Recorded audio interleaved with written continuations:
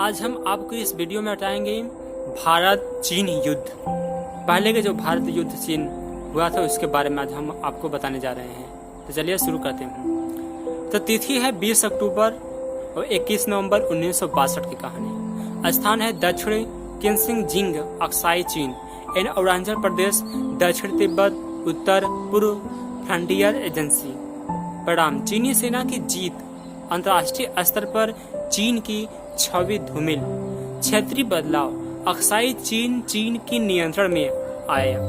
मृत्यु एवं हानि भारत में 1383 मृत्यु, 1047 घायल, 1696 लापता और 8968 बंदी बनाए गए। और जबकि चीन की मृत्यु होती 722 मृत्यु, 1697 घायल। भारत चीन युद्ध, जो भारत चीन सीमा विवाद के रूप में भी जाना जाता है, चीन और भारत के बीच 1962 में हुआ एक युद्ध था। विवादित हिमालय सीमा युद्ध के लिए एक मुख्य बहाना था, लेकिन कुछ अन्य मुद्दों ने भी भूमिका निभाई। चीन में 1959 के तिब्बती विद्रोह के बाद जब भारत ने दलाई लामा को शरण दी, तो भारत चीन सीमा का हिंसा घटाने की एक श्रृंखला शुरू हो गई। भारत ने फॉरवर्ड नीति के तहत मैकमोहन रेखा से लगी सीमा पर अपनी सैनिक चौकियां रखी, जो 1959 में चीनी प्रीमियर झोउ एनलाई के द्वारा घोषित वास्तविक नियंत्रण रेखा के पूर्वी भाग के उत्तर में थी। चीनी सेना ने 20 अक्टूबर 1962 को लद्दाख में और मैकमोहन रेखा के पार एक साथ हमले शुरू किए। चीनी सेना दोनों मोर्चों में भारतीय बलों पर उन्नत साबित हुई और दक्षिण क्षेत्र में चुशुल में रेजानसला एवं पूर्व में चवांग पर कब्जा कर लिया। जब चीन को 20 नवंबर 1962 को युद्ध विराम और साथ ही विवादित क्षेत्र से अपनी वापसी की घोषणा की, तब युद्ध खत्म हो गया। भारत चीन युद्ध कठोर परिस्थितियों में हुई लड़ाई के लिए उल्लेखनीय है। इस युद्ध में ज्यादातर लड़ाइयाँ 4250 मीटर 14000 फीट से अधिक ऊंचाई पर लड़ी गई। इस प्रकार की परिस्थिति ने दोनों पक्षों के लिए सरसद और अन्य लॉजिस्टिक समस्याएं प्रस्तुत की। भारत चीन युद्ध चीनी और भारतीय दोनों पक्ष द्वारा नौसेना या वायुसेना का उपयोग नहीं करने के लिए भी विख्यात है। तो दोस्तों, यह पहले का चीन और इंडिया जो युद्ध हुआ था उसके बारे में थोड़ा सा वीडियो बताया होगा। ये मेरा वीडियो आपको पसंद है तो मेरे चैनल को लाइक शेयर एंड सब्सक्राइब करना ना भूलें। भारत और चीन और भारत के बीच एक लंबी सीमा है, मतलब स्थान के बारे में हम बता रहे हैं। चीन और भारत के बीच एक लंबी सीमा है जो नेपाल और भूटान के द्वारा 3 अनुभागों में फैला हुआ है। यह सीमा हिमालय पर्वतों से लगी हुई, जो बर्मा एवं तत्कालीन पश्चिमी पाकिस्तान, आधुनिक पाकिस्तान तक फैली है। इस सीमा पर कई विवादित क्षेत्र अव्यवस्थित है। पश्चिमी छोर में अक्साई चीन क्षेत्र है, जो स्विट्जरलैंड के आकार का है। यह क्षेत्र चीनी स्वायत्त क्षेत्र झिंजियांग और तिब्बत चीन, जिसे चीन ने 1965 में एक स्वायत्त क्षेत्र घोषित किया, के बीच स्थित पूर्वी सीमा पर बर्मा और भूटान के बीच वर्तमान भारतीय राज्य अरुणाचल प्रदेश, पुराना नाम नॉर्थ ईस्ट फ्रंटियर एजेंसी स्थित है। 1962 के संघर्ष में दोनों क्षेत्रों में चीनी सैनिक आ गए थे। ज्यादातर लड़ाइयाँ ऊंचाई वाली जगह पे हुई थी। अक्सर चीन क्षेत्र समुद्र तल से लगभग 5000 मीटर की ऊंचाई पर स्थित साल्ट फ्लैट का एक विशाल रेगिस्तान है और अरुणाचल प्रदेश एक पहाड़ी क्षेत्र है जिसकी कई चोटियां 7000 मीटर से अधिक ऊंची है। सैन्य सिद्धांत के मुताबिक आमतौर पर एक हमलावर को सफल होने के लिए पैदल सैनिकों के 3:1 और 1 के अनुपात की संख्या श्रेष्ठता की आवश्यकता होती है। पहाड़ी युद्ध में यह अनुपात काफी ज्यादा होना चाहिए, क्योंकि इलाकों की भौगोलिक रचना दूसरे पक्ष को बचाव में मदद करती है।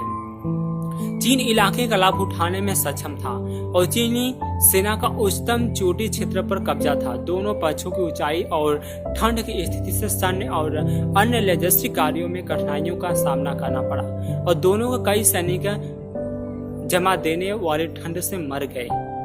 इसका परिणाम क्या हुआ? चीन के सरकारी सैन्य इतिहास के अनुसार इस युद्ध से चीन ने अपने पश्चिमी सेक्टर की सीमा की रक्षा की नीति के लक्ष्यों को हासिल किया, क्योंकि चीन में अक्साई चीन को वास्तविक नियंत्रण बनाए गए। युद्ध के बाद भारत ने फॉरवर्ड नीति को त्याग दिया और वास्तविक नियंत्रण रेखा वास्तविक सीमाओं में परिवर्तन हो गई।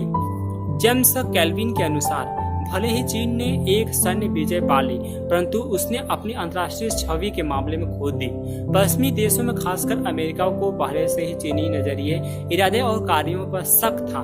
इन देशों ने चीन के लक्ष्यों को विश्व विजय के रूप में देखा और स्पष्ट रूप से यह माना कि सीमा युद्ध में चीन हमलावर के रूप में था। चीन की अक्टूबर 1964 में प्रथम परमाणु हथियार परीक्षण करने और 1965 के भारत पाकिस्तान युद्ध में पाकिस्तान को समर्थन करने से कम्युनिस्टों के लक्ष्य था। उद्देश्यों एवं पूरे पाकिस्तान में चीनी प्रभाव के अमेरिकी राय की पुष्टि हो जाती है। भारत के युद्ध के बाद भारतीय सेना में व्यापक बदलाव आए और भविष्य में इसी तरह के संघर्ष के लिए तैयार रहने की जरूरत महसूस की गई। युद्ध से भारतीय प्रधानमंत्री जवाहरलाल नेहरू पर दबाव आया, जिन्हें भारत पर चीनी हमले की आशंका में असफल रहने के लिए जिम्मेदार के रूप में देखा गया। भारतीयों में देशभक्ति की भारी लहर उठनी शुरू हो गई और युद्ध में शहीद हुए भारतीय सैनिकों के लिए कई स्मारक बनाए गए। यकीनन मुख्य सबक जो भारत ने युद्ध से सीखा वह है अपने ही देश को मजबूत बनाने की जरूरत और चीन के साथ नेहरू की भाईचारे वाली विदेश नीति से एक बदलाव की। भारत पर चीनी आक्रमण की आशंका को भांपने की अक्षमता के कारण प्रधानमंत्री नेहरू को चीन के साथ शांतिवादी संबंधों को बढ़ावा के लिए सरकारी अधिकारियों से कठोर आलोचना का सामना करना पड़ा।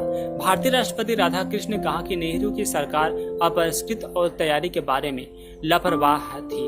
नेहरू ने स्वीकार किया कि भारतीय अपनी समझ की दुनिया में ही रह रहे थे।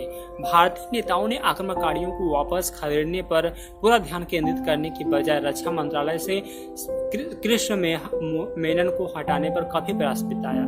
भारतीय सेना कृष्ण मेनन की कृपा पात्र को अच्छी नियुक्ति की नीतियों की वजह से विभाजित हो गई थी और कुल मिलाकर 1962 का युद्ध भारतीयों द्वारा एक सैन्य पराजय और एक राजनीतिक आपदा के संयोजन के रूप में देखा गया। उपलब्ध विकल्पों पर और गौर न करके बल्कि अमेरिकी सलाह के तहत भारत ने वायुसेना का उपयोग चीनी सैनिकों को वापस खदेड़ने में नहीं किया। CIA अमेरिकी गुप्त संस्था के बाद में कहा कि उसमें तिब्बत में न तो चीनी सैनिकों के पास में पर्याप्त मात्रा में ईंधन थे और न ही काफी लंबा रनवे था, जिससे भी अधिकांशतः भारतीय चीन और उसके सैनिकों का संदेह की दृष्टि से देखने लगे। कई भारतीय युद्ध को चीन के साथ एक लंबे समय से शांति स्थापित करने में भारत के प्रयास में एक विश्वासघात रूप में देखने लगे। नेहरू द्वारा हिंदी चीनी भाई भाई, जिसका अर्थ है कि भारतीय और चीनी भाई है, शब्द के उपयोग पर भी सवाल शुरू हो गए। इस युद्ध ने नेहरू की इन शाखाओं को खत्म कर दिया कि भारत और चीन एक मजबूत एशियाई ध्रुव बना सकते हैं। जो शीत युद्ध गुट की महाशक्तियों के बढ़ावे को प्रभावित की प्रतिक्रिया होगी। अगर ये वीडियो आपका पसंद आए तो मेरे चैनल को लाइक शेयर एंड सब्सक्राइब करना ना भूलें।